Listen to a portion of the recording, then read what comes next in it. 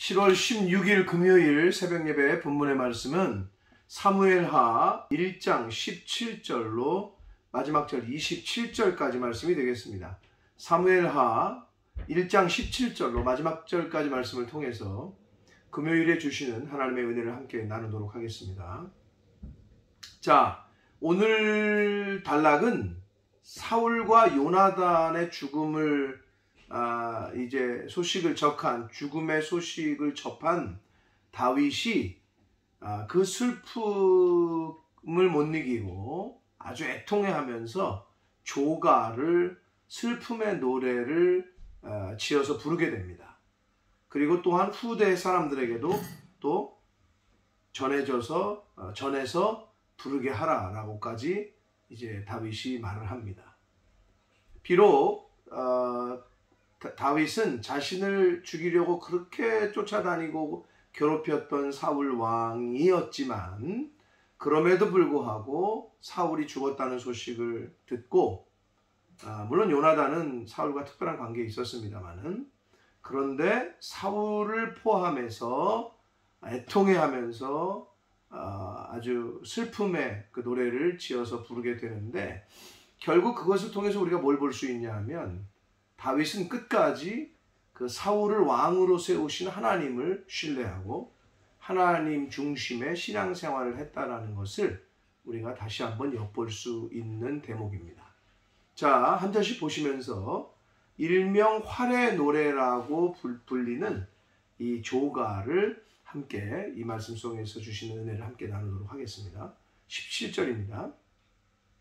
다윗이 이 슬픈 노래로 사울과 그의 아들 요나단을 조상하고 그랬습니다. 여기서 조상하고라는 말은 슬픔을 나타내는 인사를 한다라는 뜻이거든요. 한문으로 문상하다라고 하는 말과 같은 의미입니다.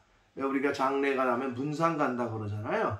그 말과 조상하고 조상이라는 말과 같은 의미가 되겠습니다.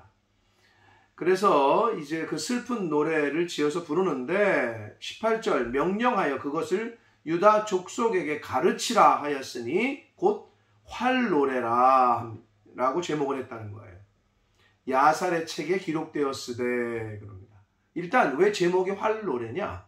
요나단이 활을 잘 쐈어요. 그리고 전쟁에 아주 능했고 용사였고 특히 활을 잘 쏘는 사람으로 이제 이름이 나 있었단 말이에요. 그래서 요나단을 추모하면서 물론 사울과 함께 활노래로 이렇게 제목을 했습니다. 그리고 야살의 책이라고 그랬는데 이 야살의 책은 그 위대한 인물이나 사건을 기념하기 위해서 만든 책인데 이게 지금까지는 전해져 있지는 않대요. 일부가 전해져 내려오고 구전되어지는데 아무튼 그 야살의 책이라는 것은 위대한 인물의 이야기 또는 사건 등을 기록한 이스라엘의 그 고대 책이라고 합니다. 자, 그래서 어떻게 기록이 되어 있느냐? 19절을 봅니다. 이스라엘아, 내 영광이 산 위에서 죽임을 당하였도다. 이스라엘아, 내 영광이 산 위에서 죽임을 당했다.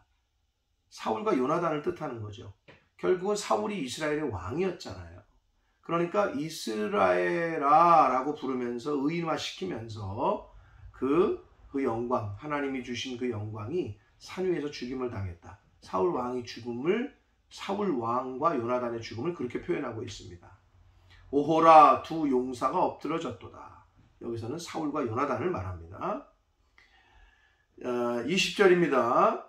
이 일을 가드에게 알리지 말며 아스글론 거리에도 전파하지 말라. 블레셋 사람들의 딸들이 즐거워할까? 할례 받지 못한 자들의 딸들이 개가를 부를까 염려한다. 즉 이방 그 적국에게 그 사울 왕과 요나단의 죽음이 알려지기를 원치 않는, 왜? 상대방의 그 적국이니까 그들이 기뻐하고 좋아할까 봐 염려가 된다. 그러니까 사울 왕 다윗의 그 마음이 어떤지를 엿볼 수 있습니다. 21절입니다. 길보아 산들아. 길보아 산은 사울과 요나단이 죽은 산을 마지막으로 전쟁에서 그 죽임을 당한 지역입니다. 산입니다. 너희 위에 이슬과 비가 내리지 아니하며 재물 낼 밭도 없을지어다. 거기서 두 용사의 방패가 버림바 됨이니라. 곧 사울의 방패가 기름 부음을 받지 아니한 같이 됨이로다. 라고 말씀하는데, 길보아 산은 사울 왕과 요나단이 죽은 곳이에요. 근데 거기에 비도 오지 않고 이슬도 내리지 않아서 아무것도 그 열매를 내지 않는 그런 땅이 됐으면 좋겠다는 거예요. 왜? 그 사울 왕과 요나단이 죽었던 그 흔적들을 다 사라지게, 없어지게끔. 그게 다윗의 어떤 바람이죠. 아주 그 슬픔을 그렇게 표현했습니다. 그러면서 사울의 방패가 기름 부음을 받지 아니함 같이 됨이로다. 이게 무슨 의미냐면 이중적 의미가 있는데, 표면적인 의미는 당시에 전쟁을 할 때 방패에 기름칠을 했대요. 왜냐하면 화살이 날아올 때 이게 미끄러지도록, 이렇게 딱 맞고 미끄러지도록. 그런데 사울의 방패가 기름칠을 안 한 방패라고 지금 표현하고 있는 거는, 은유적으로 사울이 마치 하나님의 기름을 받지 않은 자처럼 하나님의 도움을 전혀 받지 못하고 죽었음을 은유적으로, 상징적으로 그렇게 표현을 하고 있습니다. 자, 22절 봅니다. 죽은 자의 피에서 용사의 기름에서 요나단의 활이 뒤로 물러가지 아니하였으며. 요나단의 활 나오잖아요. 요나단이 활을 잘 썼어요. 그래서 이것도 활의 노래라고 이제 이름을 칭한 거죠. 죽은 자의 피, 용사의 기름에서 요나단의 활이 뒤로 물러가지 않았다는 얘기는, 피와 기름은 구별되고 하나님 앞에 드리는 제사, 이게 제물로 드릴 때 이제 하나님의 것으로 기름을 태우고 기름과 피를 이렇게 드리는 건데, 결국은 하나님을 위한 전쟁에서, 하나님을 위한 그 성전에서 요나단이 뒤로 물러나지 않고 용감히 싸웠다는 걸 얘기합니다. 그리고 사울의 그 칼이 헛되이 돌아오지 아니하였다. 그러니까 요나단의 활, 사울의 칼 이렇게 나오는데, 결국 요나단과 사울은 용감했고, 용감한 전사였고 군인이었고 그랬다는 거예요.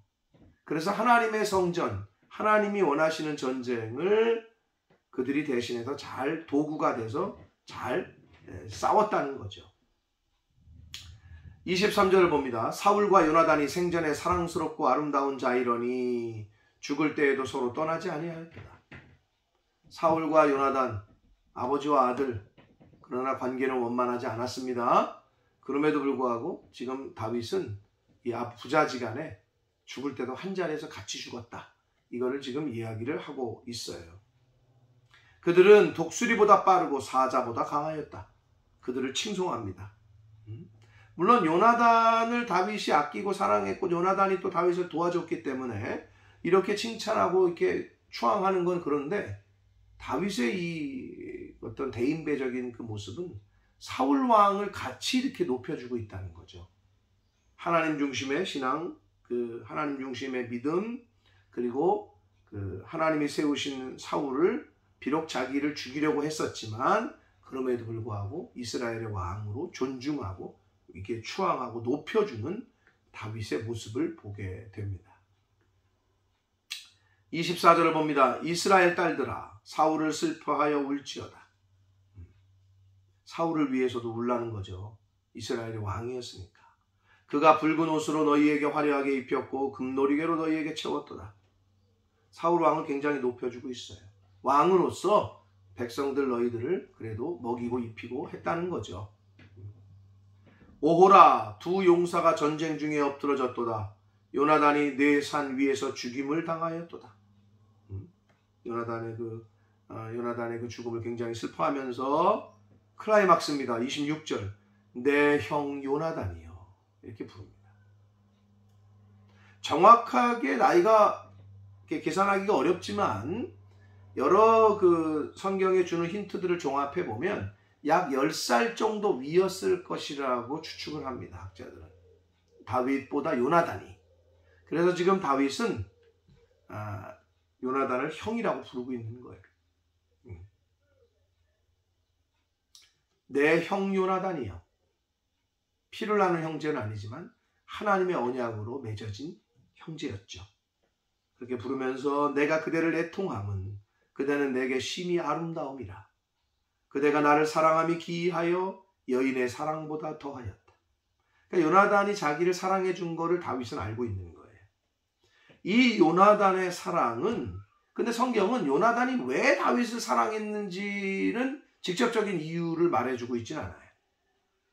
그러나 이 요나단이 다윗을 사랑하는 그 사랑은 하나님 아버지께서 우리 인간들을 사랑하는 그 사랑으로 모형적으로 보여주고 있다라고 해도 별 나쁜 해석은 아닙니다. 그 요나단이 다윗을 사랑하고 아끼는 것은 무조건적이고, 어떻게 보면 자기 목숨을 생명처럼 아끼는, 목숨까지도 내어주기를 마다하지 않는 그런 사랑. 하나님 아버지께서 죄인된 우리를 사랑해 주시는 그 사랑의 모형이다라고 볼 수 있습니다. 27절, 오호라 두 용사가 엎드러졌으며 싸우는 무기가 망하였도다. 하였더라. 이렇게 끝냅니다. 사울과 요나단을 위한 다윗의 이 조가, 활노래, 마지막에 그 싸우는 무기가 망하였다는 것은 사울과 요나단을 뜻합니다. 하나님께서 명하신 전쟁을 수행하는 무기로서의 그 비유를 든 거죠. 사울과 요나단을 하나님을 대신하여 싸우는, 전쟁을 수행하는 무기의 역할을 했다는 겁니다. 사랑하는 성도 여러분, 이 활노래라고 지금 그 어떤 그 슬픔의 노래를 다윗이 지어서 부르게 했는데, 요나단과 다윗은 특별한 관계에 있기 때문에 그럴 수 있어요. 그러나 여러분, 10년이 넘게 자기를 죽이려고 쫓아다녔고, 자기가 그 힘든 광야 굴 속으로 피하고 도망다니고 도망자의 신세로 적지 않은 시간을 보냈단 말이에요. 그러면 사울이 죽었으면 솔직히 인간적인 마음에 이제 해방이다, 그놈 잘 죽었다, 뭐 이럴 수도 있잖아요. 근데 다윗은 그러질 않았습니다. 사울을 높여주고 있어요. 이러한 배경의 첫 번째는 하나님 중심의 신앙이에요. 하나님이 다 사울을 왕으로 세웠다는 거죠. 그래서 하나님이 세우신 그 종을 자기가 죽일 수도 없고 원망할 수도 없다는 거죠. 그 믿음이 다윗에게는 있었어요. 이것이 보통 사람들과의 좀 차이입니다. 그러므로 하나님 중심의 신앙생활을 할 때에 결국은 우리도 다윗과 같은 모습을 우리 삶 속에서 보여주고, 원수와 같이 여겨지는 사람들을 대할 때도 대인배 다윗의 그 모습이 우리를 통해서도 나타나게 될 줄 믿습니다. 사랑하는 성도 여러분, 다윗의 그 하나님 중심의 신앙, 그 믿음, 하나님의 세우신 자를 하나님의 권위로 인정하고,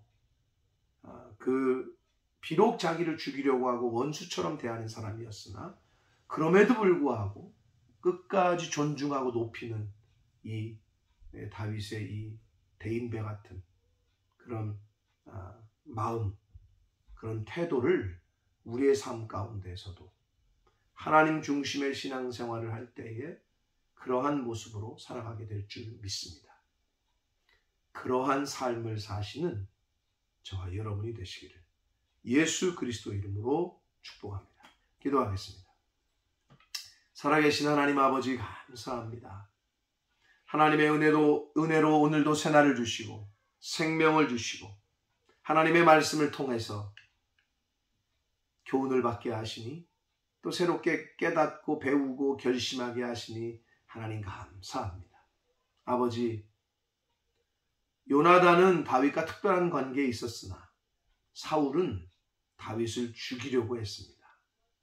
적지 않은 시간, 짧지 않은 시간 괴롭히고 못살게 했습니다. 그럼에도 불구하고 다윗은 사울 왕의 죽음의 소식을 듣고 슬퍼하며 조가를 지어 부르고 사울 왕의 업적을 칭찬하며 추앙하며 높여 주었습니다. 아버지, 하나님 중심, 하나님이 세우신 사울 왕이라는 대전제가 있었기에 다윗은 이렇게 행동할 수 있었습니다.